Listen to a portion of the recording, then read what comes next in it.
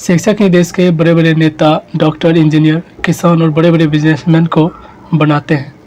शिक्षक ही दुनिया की सही जानकारी और जीवन में आगे बढ़ने का सही मार्गदर्शन करते हैं। इसीलिए इतनी बड़ी भूमिका निभाने वाले शिक्षकों को सम्मान देने के लिए यह दिन मनाया जाता है। डॉक्टर सर्वपल्ली राधाकृष्णन का जन्म एक गरीब ब्राह्मण परिवार में 5 सितंबर 1888 को तमिलनाडु के गांव तिरुतनी में हुआ था। राधाकृष्णन जी के पिताजी का नाम सर्वपल्ली वीरास्वामी एवं माताजी का नाम सीताम्मा था। इनके पूर्वज सर्वपल्ली गांव में रहते थे, इसीलिए इनके परिवार के सभी सदस्य अपना उपनाम सर्वपल्ली लगाते थे। डॉक्टर सर्वपल्ली राधाकृष्णन बचपन से ही पढ़ाई में अच्छे थे।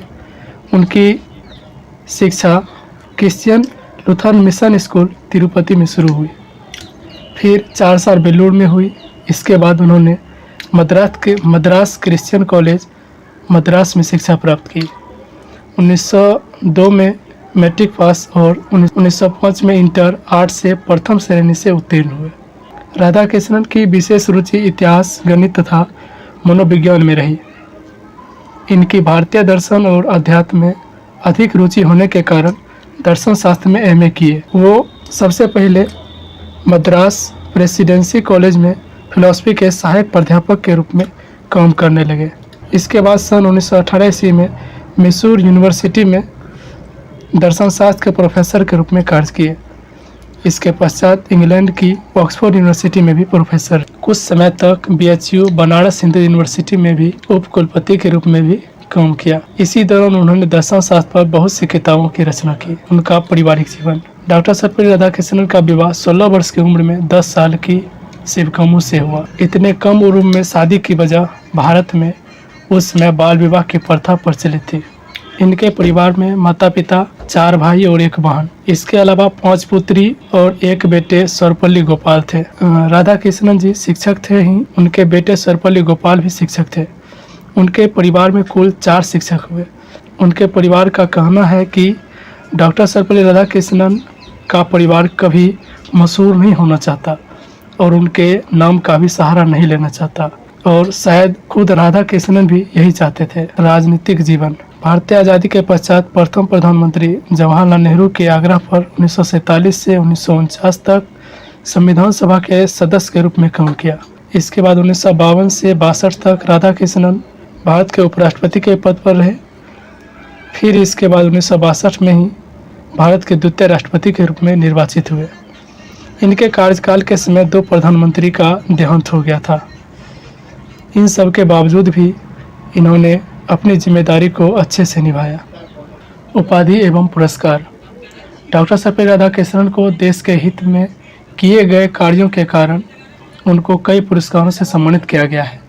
डॉक्टर सर्वपल्ली राधाकृष्णन भारत के प्रथम ऐसे व्यक्ति थे जिन्हें राजनीति और शिक्षा के क्षेत्र में अहम योगदान देने के लिए उन्हें 1954 ईस्वी में भारत के सर्वोच्च सम्मान भारत रत्न से सम्मानित किया गया। 1946 ईस्वी में यूनेस्को में डॉक्टर राधाकृष्णन ने भारतीय प्रतिनिधि के रूप में अपनी उपस्थिति दर्ज करवाई थी। 1961 में जर्मन बुक ट्रेड के शांति पुरस्कार से सम्मानित किया गया। 1962 ईस्वी में राष्ट्रपति बनने पर जन्मदिन को शिक्षक दिवस के रूप में मनाए जाने की घोषणा की गई थी।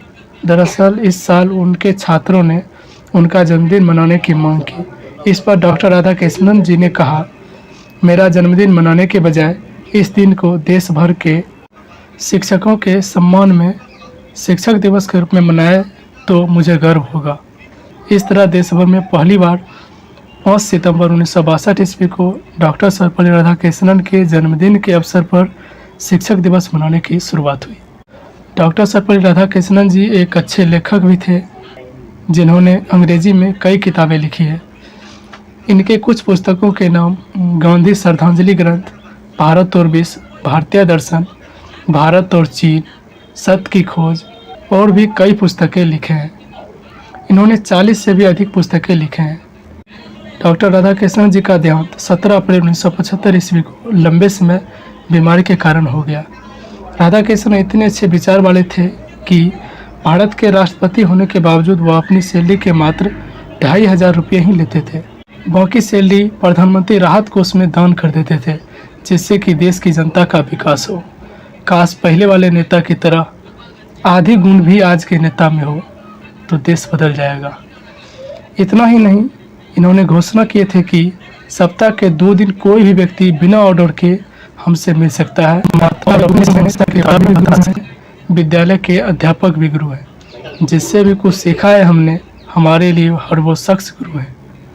हमें हमेशा याद रखना चाहिए, एक किताब, एक पेन, एक बच्चा, एक टीचर पूरी दुनिया को बदल सकता है। जय हिंद।